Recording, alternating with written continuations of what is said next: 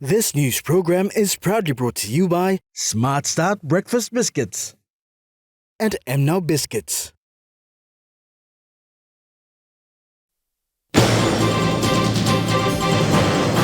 State lawyers undergo advocacy skills workshop. Limana Vocational Training Center in Port Moresby celebrate World Refugee Day. And Prime Minister James Marape opens 9 Mile to PAU Road.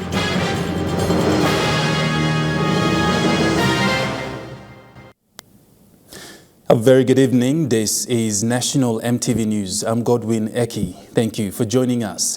We begin this evening with the Judicial Sector and the Office of the Solicitor General of PNG and the Victorian Bar Inc. Australia had its intensive advocacy skills workshop today at the Stanley Hotel in Port Moresby. This is part of the PNG Australia Law and Justice Partnership funded by the Australian Government.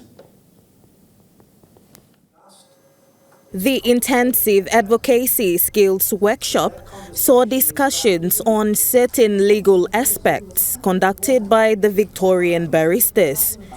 It is to provide advanced advocacy to upskill state lawyers to do their work effectively. Lawyers from the Office of the Solicitor General from all 4 regions are attending this vital workshop. Solicitor General Tauvasa Tanuvasa explained the workshop program. There are about 20 participants, 10 are senior lawyers, 10 are junior lawyers, and they're all working together to learn things like how they can be able to, how can they strategize when they deal with with witnesses on the other side, and also how to identify grounds of appeal if the decision maker, in this case judges, make decisions, but there are from our judgment or from our assessment there are errors in law. So then help them to then have that kind of skill. Mr. Tanuvasa added that this program is to ensure that lawyers perform their duties diligently. No lawyer in Papua New Guinea say that they really know how to conduct a trial, and you're only as good as your last trial. So it takes a lot of, training, whether on the job or whether it's an external training, which is the one that we're doing. They're fine-tuning their skills. A lot of us learn from what we say crash and bust. You just gotta learn on your own feet on the job. But when you get external training like this one, which my lawyers are fortunate to have, it kind of demystifies some of the assumptions that we make in terms of this is how a trial should be conducted. But these barristers, all of different experience, also help us to be a bit more freer in the way we conduct our trials, but with the focus, of course, to do our job well and to help the decision maker, who are the judges, help them to be able to make informed decisions. Solicitor General Tauvasa Tanuvasa stated that, in conjunction with his office, this is the first of its kind workshop to be held, and he acknowledged the support of the Victorian Bar. It's never been run anywhere in Papua New Guinea for lawyers, and so this is the first time for lawyers, and specifically for the Office of the Solicitor General too as well. And I'm pretty sure that they, not just only government offices like public, Office of the Public Solicitor, public prosecutor, they may show an interest in it, but also for private lawyers and all that. Grace Papiali, National EMTV News. World Refugee Day is commemorated annually on the 20th of June. It serves as a day to celebrate the strength and courage of people who forcefully left their homes to escape conflict and persecution. In Papua New Guinea, the celebrations were hosted by the Catholic Bishops' Conference and PNG and Solomon Island at Limana Vocational Training Center in Port Moresby. The purpose of this event was to commemorate and recognize the struggles that refugees around the world and PNG have gone through to seek a better life. This year's theme was Hope Away from Home. When addressing those who were present, CBC General Secretary Father Jojo gave insights on the work that CBC has done with regards to migrants and refugees. West Papua, the West Papuan provinces of Indonesia, which are controlled by the government of Indonesia. And we know that the West Papuan provinces, in spite of all the talks, all the reassurances, all the signatures, all the approvals by other countries, neighboring countries, United Nations, and so on, in spite of everything, in West Papua there is no peace. That's for sure. There is no peace like we have peace in Papua New Guinea. Father Jojo indicated that currently there are 110 million displaced people in the world as a result of conflict. Chanel Taoy, the protection officer of UN High Commissioner for Refugees in PNG, provided the statistics of refugees globally and in the country. In our annual report, as has been noted by Father Giorgio, what we found is that by the end of 2022, the number of displaced persons, so that's whether displaced internally or across international borders because of violence or human rights abuses, it's actually hit a record high of 108.4 million. So that's almost a 20 million increase on the previous year. So these figures are quite staggering.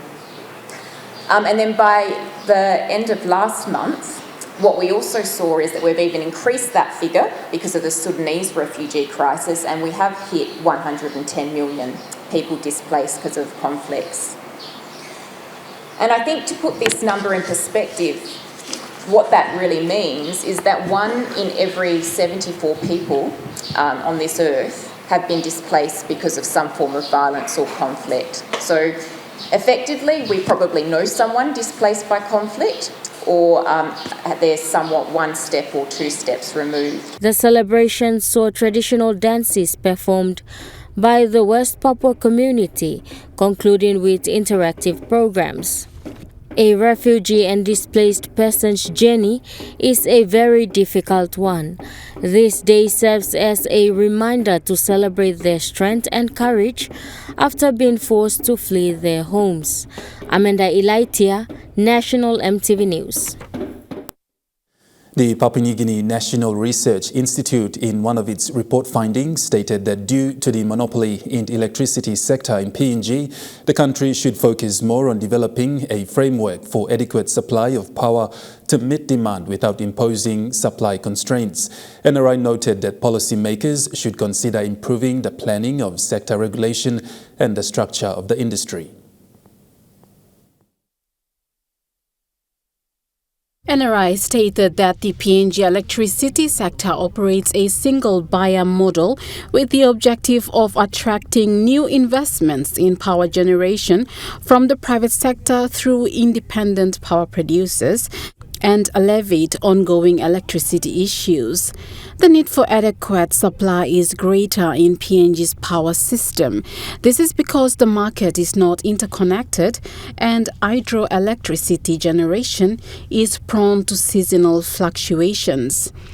According to the board chairman for National Energy Authority, Joseph Gabut, during a seminar with PNG NRI, he stated that there is no market for electricity in the country, resulting in electricity issues, and that PNG Power needs to step up. We want to see the blackouts to stop, but it will require new technologies. PPL has to move into new technologies like smart meters, smart metering. The report recommends that strong political will and the strengthening of institutional arrangements are the urgent reform measures that are needed in PNG power sector to attract private sector investments in power generation. Cynthia Maku, National EMTV News. Coffee buyer John Kua, who buys coffee bags in Simbu province, says since he started buying coffee, he has been employing young men and women to help him. He said this is a way in which he sees himself assisting the youths in providing employment and keeping them from doing illegal activities. Kua, who has been buying coffee for a few years now after registering his business, decided to engage the young people so as to provide employment for them so they can take care of their families with their basic needs.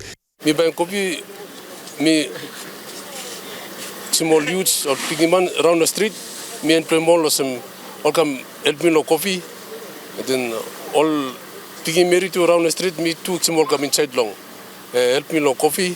And then me cut him down all youths around nothing else. Me create him market me long, sustain him life long, li tugina me gimol. And then all pain li kayen of galaus slagan so. Me lugim sla road me no youths na slagan na me employmol come inside long li market me. He said the high rate of unemployment is contributing to the increase in crime rates in the country and needs to be addressed. And then by me looking plenty one over rise up, yeah. All man looking find an opportunity now. Waste no living God now. Plan the criminal come up. Plan the man all drown nothing. And then all no go all him ground now. All no go big long. House land long. All him ground long. Ration copy. So government needs to look sana. Need to have him price. Lo copy gone up now. People need to go big lo place. Then round no town. No got work no all. End up na round nothing. Only to go to place. Them only open stuff like government lo rise him up price lo copy. He said coffee as a cash crop can help change lives if much work and effort is put into young people who are really serious to invite change into their lives for a better future. Motorists and travellers, including the general public using the 9 Mile to PAU road, will now travel in comfort. The 9 Mile to PAU 4-lane road was officially opened yesterday by Prime Minister James Marape, NCD Governor Powes Pakop and local MP for Moresby Northwest John Kaupa.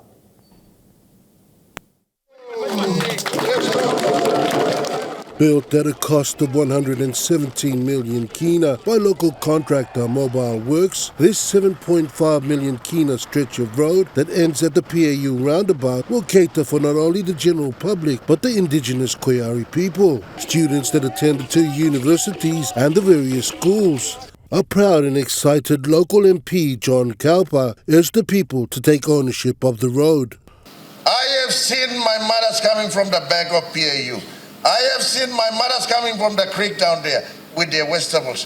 Right next to the road, we see cars stopping and buying. There's a spino. The time you say road, you go, power by go, water by go. So now you look at car, come the stop outside, beautiful road, beautiful nature park, managed by Justin and the team. The car came in, just stopped there, and then buy the fruits, buy the vegetables. Those are benefit directly, physically, you can see it. Governor for NCD Powes Pakop stated that the road is not only a symbol of progress but contributes to national outcomes.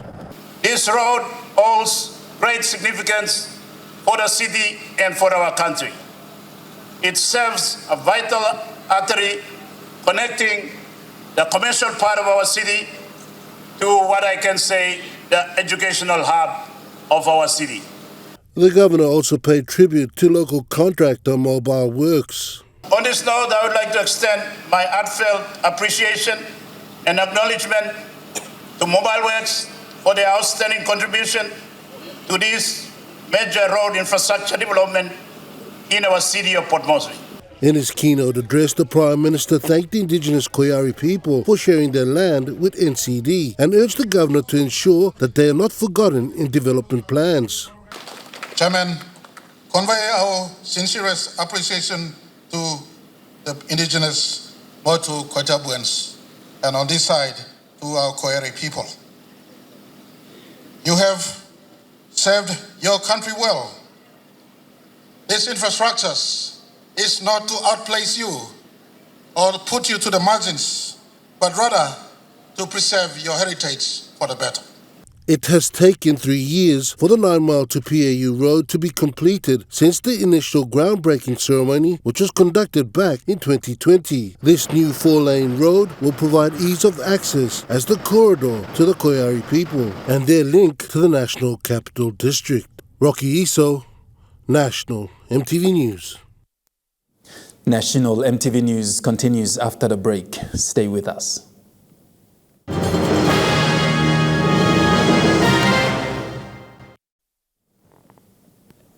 You're watching National EMTV News. The newly established National Department of Health Procurement Committee was officially sworn in this morning at the office of the Health Department in Port Moresby. On hand to witness the event was Health Secretary Dr. Osborne Liko and Minister for Health Dr. Lino Tom.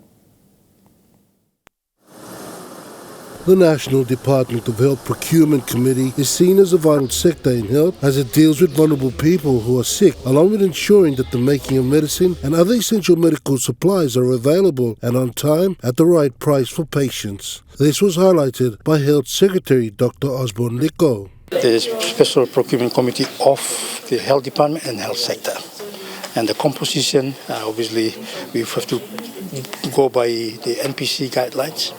The constituents of the representations in the procurement committee, and because health department, of course, is of a special need because of the need and demand that our people face, and of course the challenges that we have. Dr. Liko also spoke on the responsibilities of each member of the NDOH procurement committee. Right now, of course, the Section 32 powers and financial delegates with the office of the secretary, the threshold is 1 million. 1 million plus on KINA on to 5 million is the threshold that my special procurement committee will deal with.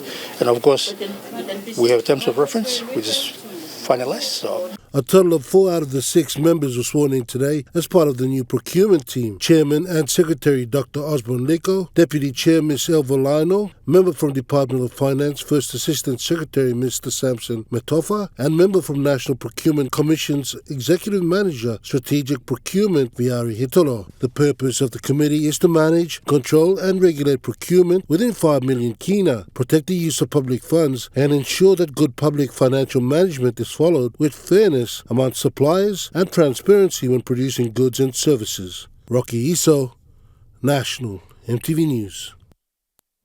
Meanwhile, the National Procurement Commission of Papua New Guinea has sworn in the East Sepik Procurement Committee today in Port Moresby.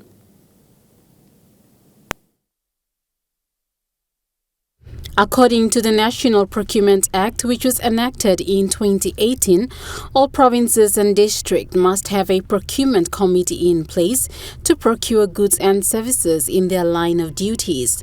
Today, the 5 officers from the East Sepik Provincial Administration were sworn in as procurement officers for the province. East Sepik Provincial Administrator Samson Torovi said now that they have a committee in place, they should start doing their audits. All our projects have not got off the ground. The entire provincial development budget is in a standstill in June now. So I'm big for a challenge now by go sit down and backlog because we have frozen all expenditures in major procurements because in the absence of this board we couldn't do anything. Mr. Torovi also stated that this process of establishing procurement committees for provinces and districts must be made faster. Let us find a way to make this quicker, because the more you may delay, people are suffering, and all our projects have not got off the ground. He also emphasized on the need for trainings to be conducted in the province by the National Procurement Commission. So the physical training will not only us, but we like him all lines and processing all payments to her.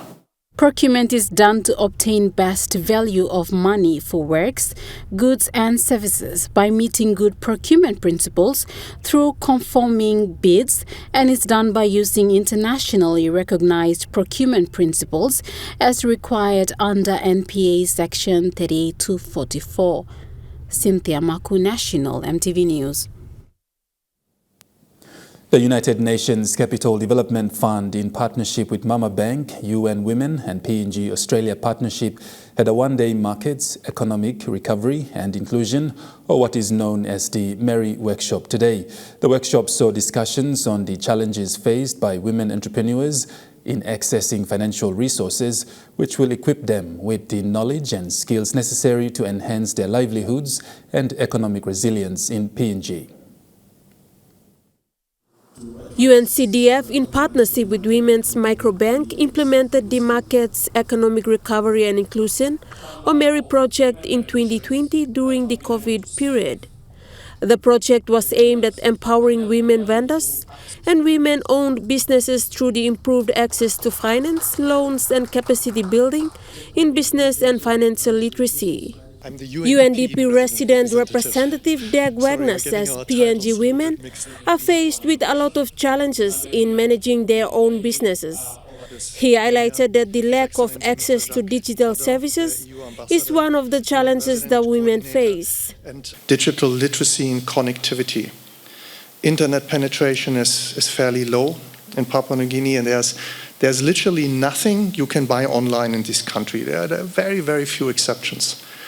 And if you actually look at many other countries, also developing countries, which had a much better connectivity and where there was already online sales, it was actually those entrepreneurs who sold their goods and services online. Some of them, they made a really good business during the pandemic.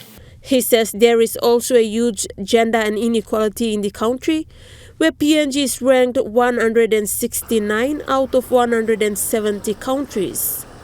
So in other words, Papua New Guinea is unfortunately the second most gender and equal country in the world. And whenever I read these stats, I feel like I have to somehow go out and protest and do something about it. I mean, I do it through my role, but I think it's a number and it's a statistic. He further appealed to all the development partners, civil society organizations, and the government authorities to work together to address all the challenges that women face in terms of managing their own businesses. The European Union Ambassador to PNG, His Excellency Jack Fredin, says every PNG citizen has equal opportunity in accessing financial services, regardless of the geographical condition, gender or socio-economic background. As we gather here today to discuss access to finance, we recognize the importance of collaboration and knowledge sharing, and I would like to express my gratitude to the UNSCDF for hosting this workshop, which provides a platform for dialogue, exchange of best practices and the development of initiative strategies. The European Union remains committed to working closely with the government of Papua New Guinea, the Bank of Papua New Guinea and all stakeholders to foster an inclusive and resilient financial sector. Esther Gane, National EMTV News. The acting governor for Bank of Papua New Guinea, Elizabeth Genia, said Bank of Papua New Guinea is currently concentrating on a policy initiative aimed at expanding access to credit. She said the bank understands the challenges faced by individuals and small businesses seeking affordable credit, and the bank aims to provide services to marginalized and low-income earners. This was said during the Markets, Economic Recovery and Inclusion workshop at the APEC House today. Mrs. Genia congratulated UNCDF and the partners for helping so many women step up to their financial skills so they can build a sustainable livelihood for their families. She spoke about the recent policy initiatives the Bank of PNG has developed to keep up the momentum of financial inclusion.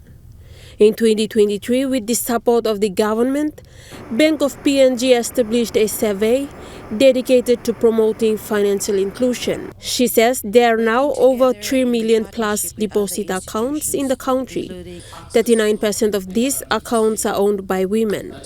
She highlighted that the third National Financial Inclusion Strategy challenges them to reach unbanked population up to 2 million unbanked population, and 1 million has to be women. The strategy also calls for introducing financial education in the school curriculum, expanding financial services outlets in remote parts of the country, and providing incentives for partner institutions for their contribution to financial inclusion. The policies and resulting solutions which have developed and implemented over the years have proven to be effective in driving financial inclusion.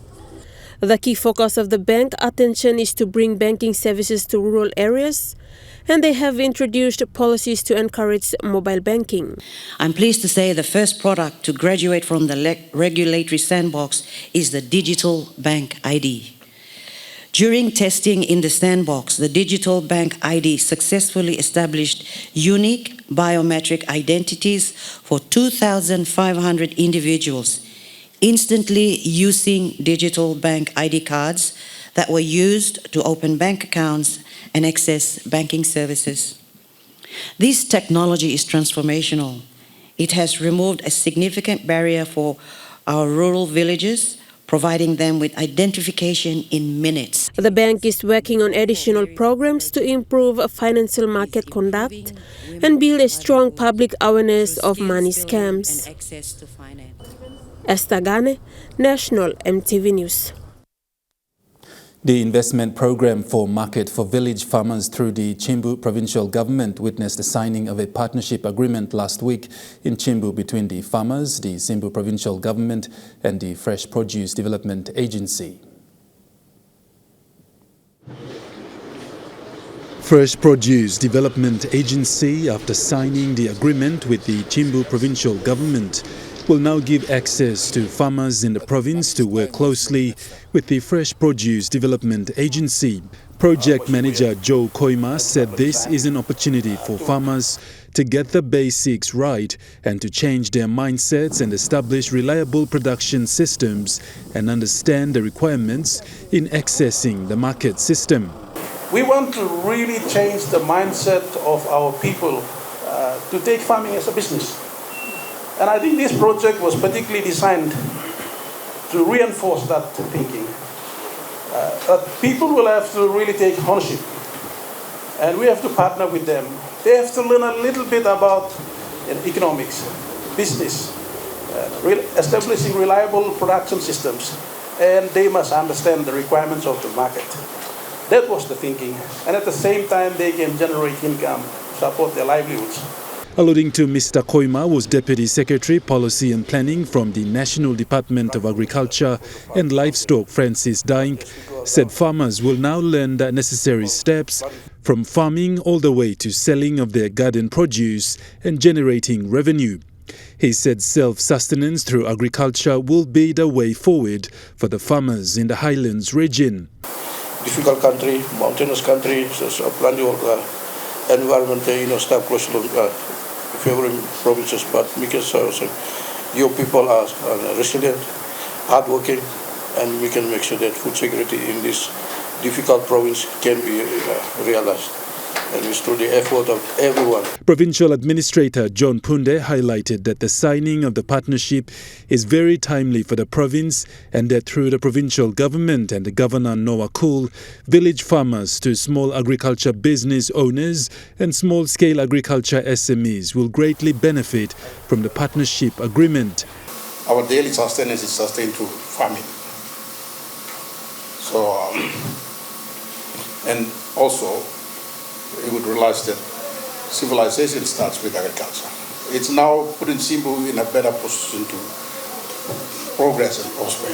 Mr. Punde encouraged the farmers in the province to work collaboratively with the Fresh Produce Development Agency. And now looking at the Nest Fund market report, the Kina closed unchanged at $0.2810 US in the interbank market.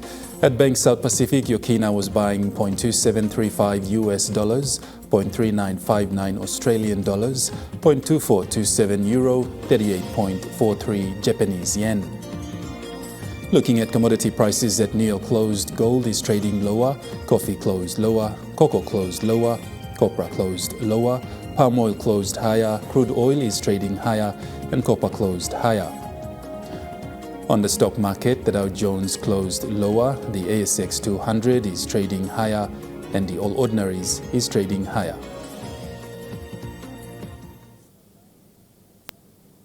National EMTV News continues after the break. Stay with us.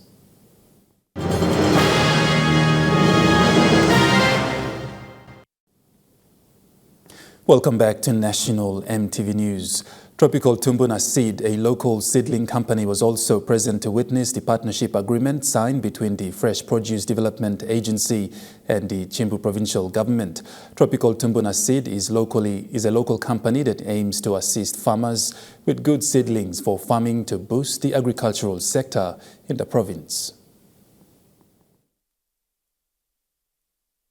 Francis Kyle of Tropical Tubbuna Seeds said the demand for seeds in recent times have dropped, but says he would like to see more farmers look into seed supply to grow their respective cash crops. FDA mi go pass long work long em na mi pla continue lo produce kai but time mi pla looking mi supply long seeds mi no Thomas mi drop, so this lab when me give me tinti lo by mi pla camino this la part. So time we looking more sometimes we play workload buy more imported seed come inside costing belong me antap to mass. So we play must try no go inside just like cut him down some cost belong or something. So that's why it's like me drive me play na me play go past this la. He added that while the company needs support, selling seeds to farmers of those interested in buying seeds will not only help the business, but also encourage farmers to seek and plant crops that will give them a good yield. So time me play some support now. I'm now by me play start lo one so that all farmers now all become na kisim this la seed where me play produce long in which by me play sawo small be amas be was small me play me producing locally. Kyle said their aim is to branch out from Chimbu to other provinces throughout the country to supply good seeds for crops to farmers. All farmers around the country supposedly interested in this tropical seeds and it's first of its kind in the country. We play produce them now. I mean, we play them come up in this one time packet belong yet. So all pricings and all one him and behind they come out the market. Agricultural crop seedlings are important and the danger of losing crop seedlings is high. Hence, Tropical Tubbuna Seeds is not only a business but a company that is trying to preserve seeds of crops in the country to continue the cultivation of these crops. And moving to overseas news now, for the first time in nearly 2 decades, Israeli gunships have launched airstrikes in a Palestinian city in the occupied West Bank. The Israeli military raid in the Palestinian city of Jenin lasted for almost 10 hours. The military says it was operating to arrest 2 wanted Palestinian suspects when armed clashes broke out between soldiers and militants. But the situation escalated when Israeli military vehicles were targeted and ran over explosive devices, roadside bombs. At least 7 soldiers and Border Force officers were injured, and then the military brought in helicopters deploying flares and shooting missiles into Jenin. They say opening fire towards gunmen inside the city in order to assist in the extraction of their injured forces. Now, this signals a major escalation in the type of military tactics being used in these army raids. Aerial strikes haven't been seen in the West Bank in more than 15 years. Mostly, they were lastly used in the early 2000s during the Second Intifada. So this type of military attack is considered an escalation because while Israel says they are precise, it also increases the chances of civilian casualties. And while the military tried to retrieve its machinery, violent clashes continued. In the fight against terror, there are no compromises. We will continue taking an offensive. You're watching National EMTV News. Trukai Sports is next. Stay with us.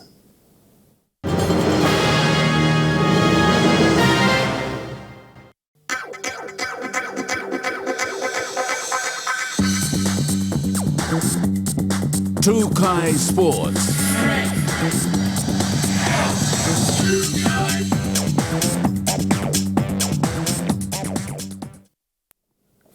Welcome to Trukai Sports. 18-year-old Gerard Philip Jr., who fought his first fight in Port Moresby earlier this month, successfully won his fight after only 2 months of training both in his hometown of Kundiawa and here in Port Moresby under the headhunter and president for PNG Kickboxing Federation, Stanley Nandex. We were very fortunate to catch up with the young Gerard and his dad in their home province of Simbu and asked him how he felt when he won his first fight.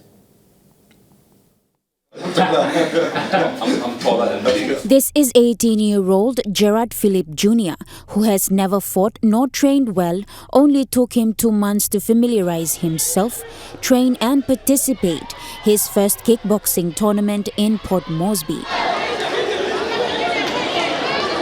For someone most didn't expect to win his first fight, said it was 2 solid months of training and commitment, let alone the effort he had to put into really prepare himself mentally and physically for the fight, paid off in the end. I started training around just this year, January. Yeah. And at first it was just 3 times a week. And after 2 or 3 weeks we had our first tournament, which I won and I lost for the next 2. He said stepping into the ring was overwhelming as adrenaline kicked in, but it was the pace he had and the recovery time in the ring that really helped him achieve his win. Doing the fighting as a sport in and of itself was very exhilarating. It was exhausting though. It's not like in the movies. And yeah, first fight I was scared. I had to put on a face, but I was scared as hell. Yeah. But after that, they say it kills the fear in you after your first fight. Exactly. So after that, the next few weeks and plus the month, I was just killing it in training. I felt that if I wanted to win the next one, I had to do better. But having witnessed his inaugural fight and having trained alongside him is Gerard's dad, who was very supportive of him, and here is what he has to say. Well, he started to do a bit of training with the kickboxing because there's a little small kickboxing club here. The problem with that is that they don't do much sparring. So just it's more like a physical thing build up, but no real training. So I was there are the little fights here, not much, and because I wanted him to do some sparring, because there is a difference between training and starting to get big punch on the face, and then how is he going to react to that? He added that despite Junior's academic performance, at least he found something to do outside of school. Gerard, who won his first fight, received a trophy and certificate from PNG KBF. He says he is now looking forward to doing more training for his upcoming fights in the future. Natasha Ovoy, Trukai Sports. Meanwhile, Gerard Philip Jr. has been selected by PNG KBF to attend a fight overseas where he will be accompanied by some of the most experienced fighters to Italy. The 18-year-old, who only has less than 3 months to prepare, is looking to travel to Thailand for more training ahead of his first international fight in October. In less than 3 months, 18-year-old Gerard Philip Jr. will be in Italy accompanied by other PNG professional fighters. While he feels overwhelmed by the news to represent PNG through PNG KBF, there is much more he needs to do in order to prepare himself both mentally and physically. Well, now I'm confident that we can put a lot more effort into his training. And now, by the end of this month, we're going to go to Thailand, and he's going to stay there for a couple of months to train. He said he is looking forward to traveling to Thailand with his dad so that he can attend a mixed martial arts school to training for the next 2 months, much in preparation for his fight in Italy come October. Getting the news that I was actually selected to go out somewhere else was a bit of a shock. I mean, it was my first year, so I was just surprised. And there were more people who were also capable, yeah. But in terms of the Kickboxing Federation in PNG, I don't know, I think most of the fighters have just gone quiet. They still train, but they don't really come out as often as they used to. Gerard's dad, who is very supportive of his son, says he will do what it takes to ensure that Junior gets what he wants, especially something he is already happy doing, and that is kickboxing and boxing. I also got a good example from Stanley. Stanley was really amazing too, yeah. But apparently I followed his story, and everything he did was actually by himself, apparently. Yeah, he didn't really get much support, so he had to do his best. And then once he fell out, we didn't have any much fighters who had the determination to go as far as he did. They were always relying on others.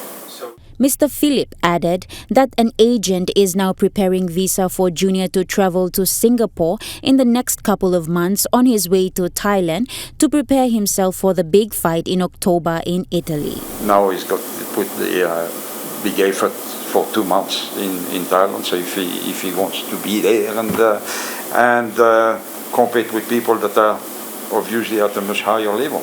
Meanwhile, from the looks of things, 18-year-old Gerard Philip Jr.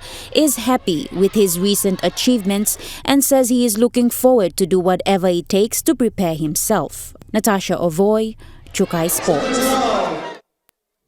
And Trukai Sports continues after the break. Stay with us.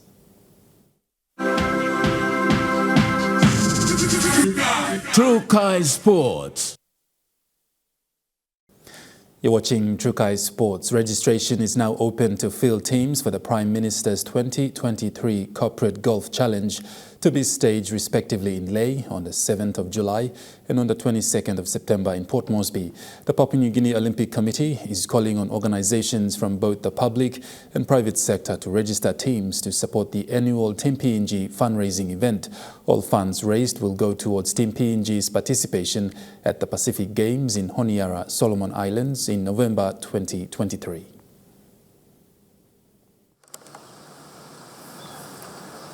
The Corporate Golf Challenge, patronized by the Prime Minister, is a major fundraiser by the Papua New Guinea Olympic Committee to support the country's elite athletes selected for international representative sporting duties under the Team PNG banner to the Pacific Games, Commonwealth Games and the Olympic Games. Papua New Guinea Olympic Committee Secretary General Ovita Rapila is encouraging the business community in Moresby and Lae and also around the country to come on board and support Team PNG by registering teams to participate in this worthwhile event.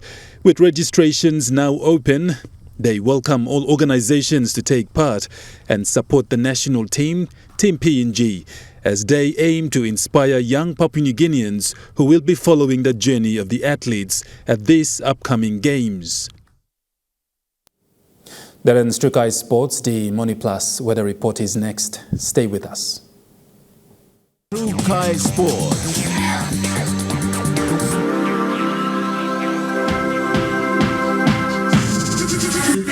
Trukai Sports.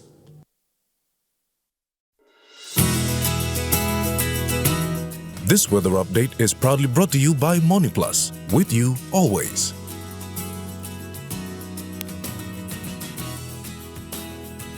Weather forecast for the next 24 hours. Daru mostly fine and windy. Port Moresby, Kerema, Alatau and Popondetta mostly fine.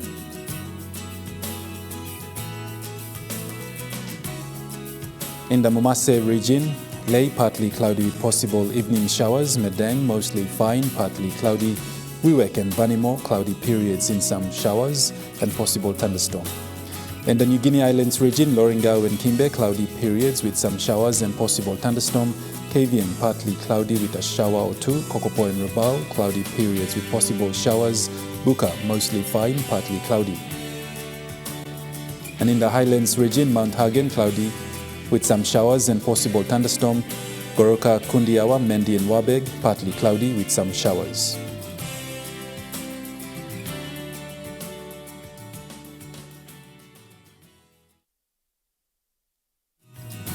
The weather update was proudly brought to you by Money Plus, with you always. And that wraps up the news, sports and weather for Tuesday, the 20th of June, 2023. From all of us here, pleasant working week. Bye for now.